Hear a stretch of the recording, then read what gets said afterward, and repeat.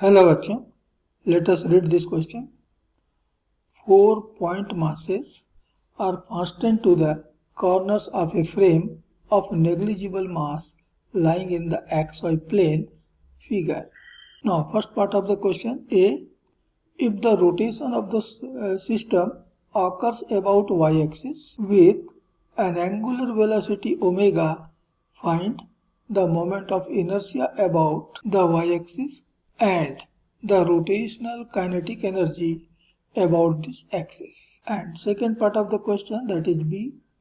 Now suppose the system rotates in the xy plane about an axis through O, that is the z-axis. Calculate the moment of inertia about the z-axis and the rotational kinetic energy about this axis.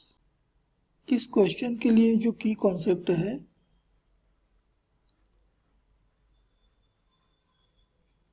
वह है rotational motion.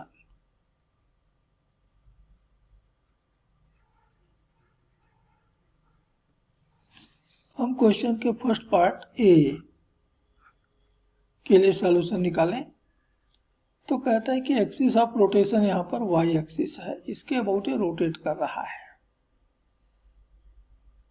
अब system में 4 particles हैं, 2 के mass small M और 2 के mass capital M.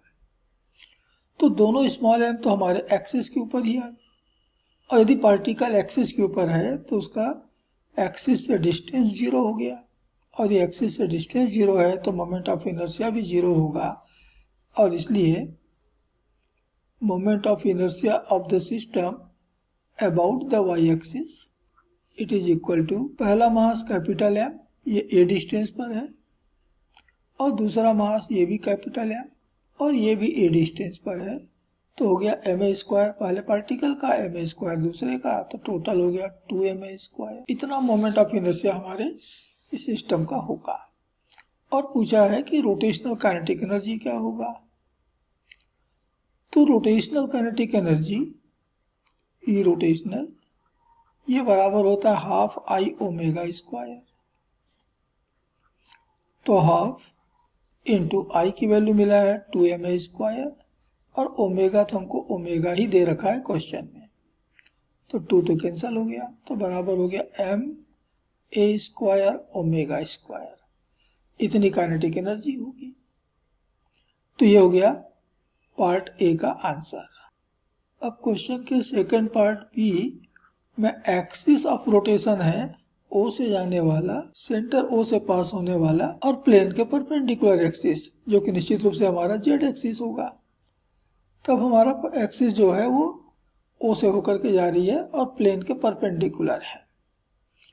तो वहां से कैपिटल एम के दोनों मास ए डिस्टेंस पर होंगे और स्मॉल एम के दोनों मास वहां से बी डिस्टेंस पर होंगे, और इसलिए मोमेंट ऑफ इनर्शिया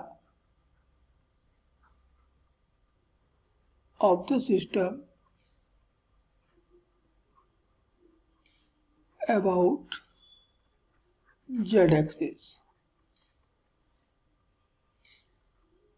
iz बराबर होगा 2 मास हैं कैपिटल एम के, दोनों के दोनों ए डिस्टेंस पर, 2 मास हैं स्मॉल एम के, दोनों के दोनों बी डिस्टेंस पर। तो ये बराबर हो गया 2 times of M A square plus small M B square. इतना मोमेंट ऑफ इनर्शिया मिलेगा पूरे सिस्टम का अबाउट जेड एक्सिस। अब हमें इस एक्सिस के लिए भी काइनेटिक एनर्जी कैलकुलेट करना है। तो रोटेशनल काइनेटिक एनर्जी